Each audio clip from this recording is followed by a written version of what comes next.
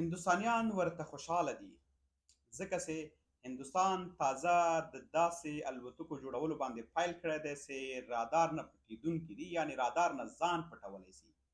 دا پریکړه، دا فیصله او دا کار یې وروسته له هغې کړی چې له پاکستان سره نظامي جګړه یې تقریبا د څو ورځو لپاره ولاړه ده او ودرېدلې ده، ځکه د مې په اومه باندې پاکستان او هندوستان ترمنځ نظامي جګړه پیل شوله. جګړې یې په دې خاطر پیل شوله چې په کشمیر کې برید شوی و، هندوستانیانو دا پړه په پاکستان باندې واچوله.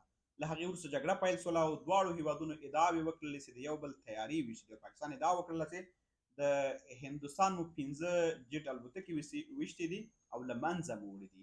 له هغې وروسته اوس چې د هندوستان حکومت د نظامي جګړې وروسته اعلان وکړ چې هندوستان داسې جیټ الوتکې جوړوي چې هغه به رادار نه ورکې شي. کله چې طیاره له رادار نه ورکه سوله، نو بیا توغندي یا راکټونه یې نسي پیدا کولی چې په هوا کې هدف ونیسي او هغه له منځه یوسي. نو دې کار ته هندوستانیان ډېر خوشحاله دي او پاکستانیان نو ځکه خفه دي چې دا وایي که دا طیاره راځي او بمبار کوي نو موږ به کوم ځای ولو.